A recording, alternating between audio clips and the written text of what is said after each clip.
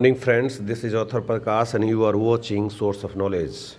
आज के एपिसोड में हम बात करेंगे टाइम एंड टेंस के तहत प्रेजेंट कंटिन्यूअस टेंस की चर्चा करेंगे, समझेंगे, विस्तृत समझेंगे। और ये आपके एग्ज़ाम के पॉइंट ऑफ व्यू से बहुत इंपॉर्टेंट है। ये mother English grammar page number 150 से लिया गया है। यह जो है मदर इंग्लिश ग्रामर मेरे द्वारा लिखी गई है। ये प्रेजेंट कंटिन्यूअस टेंस की चर्चा करेंगे कि प्रेजेंट कंटिन्यूअस टेंस होता क्या है, इसका फंक्शंस क्या है, इसका यूज़ कहाँ कहाँ किया जाता है, उसके बारे में जानेंगे। चलिए शुरू करते हैं इस वीडियो को। डिफिनेशन देखते हैं। प्रेजेंट कंटिन्यूअस टेंस का डिफिनेशन क्या होता है। What is the definition of present continuous tense? It is use to denote action continue at the time of speaking. It is use to denote action continue at the time of speaking. बोलते वक्त जारी कार्य को बताने के लिए present continuous tense का प्रयोग किया जाता है। बोलते वक्त अगर कोई कार्य जारी हो तो उसको बताने के लिए प्रेजेंट कंटिन्यूअस टेंस का प्रयोग किया जाता है। जैसा कि आप जानते हैं, इसका जो रूल होता है, subject plus is am are plus भर में आईएनजी प्लस ऑब्जेक्ट होता है।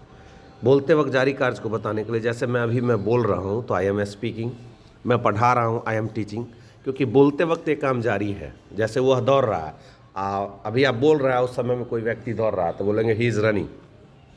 Therefore it is said that it is used to denote action continue at the time of speaking. अब सब्जेक्ट जैसा है, अगर सब्जेक्ट ही है तो इज लगेगा, आई है तो एम लगेगा, और दे है तो आर लगेगा, और उसके साथ भर में आईएनजी लगेगा और ऑब्जेक्ट लगेगा। तो याद रखिएगा, बोलते वक्त जारी कार्य को बताने के लिए प्रेजेंट कंटिन्यूअस टेंस का प्रयोग किया जाता है। Therefore I am telling that it is used to denote action continue at the time of speaking. बोलते वक्त जारी कार्य को बताने के लिए प्रेजेंट कंटिन्यूअस टेंस का प्रयोग किया जाता है। प्रेजेंट कंटिन्यूअस टेंस का रूल है, स्ट्रक्चर है, subject plus is oblique am oblique are plus V4 plus object. आगे चलते हैं हम लोग, एक एग्जाम्पल्स देखते हैं, क्योंकि ये ऑनगोइंग एक्शंस को बताता है, बोलते वक्त जारी कार्य को बताता है। जैसे आई एम स्पीकिंग इंग्लिश, बोलते वक्त जो है अंग्रेजी बोलने का कार्य जारी है। She is not studying, you are not playing cricket. ये सब क्या है, ऑन गोइंग एक्शंस को बताने के लिए इसका इस्तेमाल किया गया है। बोलते वक्त ये सब कार्य जारी है, इसलिए इसका इस्तेमाल किया गया है। आगे हम देखते हैं, फ्यूचर एक्शंस को बताने के लिए जो है प्रेजेंट कंटिन्यूअस टेंस का प्रयोग, it is use to show future actions. भविष्य में होने वाले घटनाओं, कार्यों को बताने के लिए प्रेजेंट कंटिन्यूअस टेंस का प्रयोग किया जाता है। It can be use to show future actions.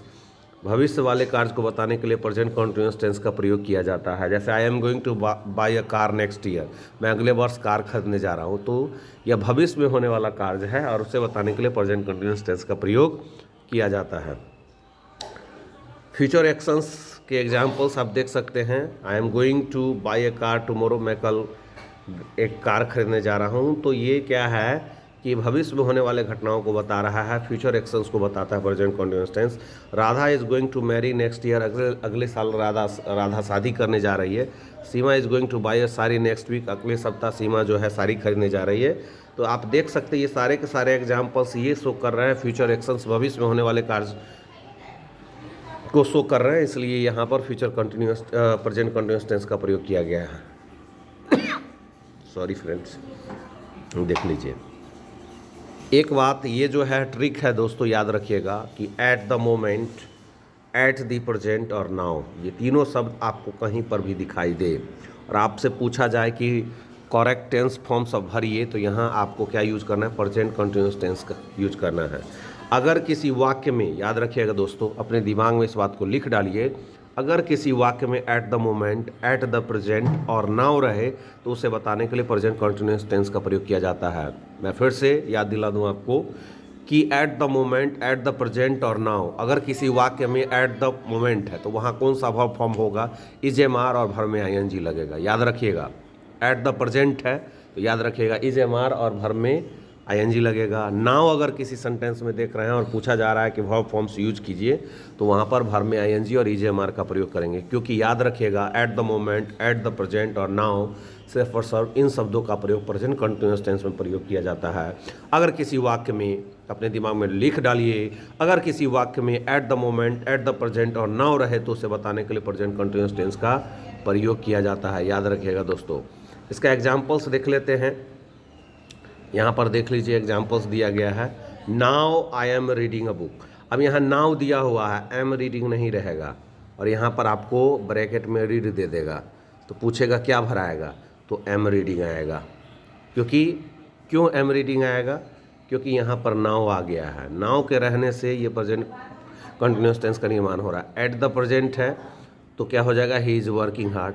Is working हटा हुआ है, यहाँ पर वर्क दिया हुआ है, तो कौन से फॉर्म का यूज करेंगे, तो इज़ वर्किंग यूज करेंगे, क्योंकि एट द प्रेजेंट है। नाउ के रहने से प्रेजेंट कंटिन्यूस टेंस का निर्माण हो रहा है।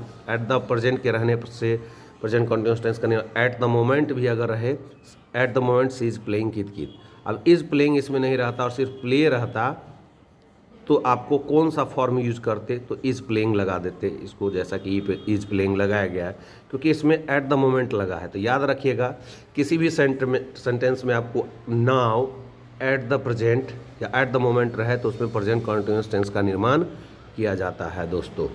तो कैसा लगा वीडियो ज़रूर कमेंट करेंगे, लाइक करेंगे, ज़्यादा से ज़्यादा शेयर करेंगे।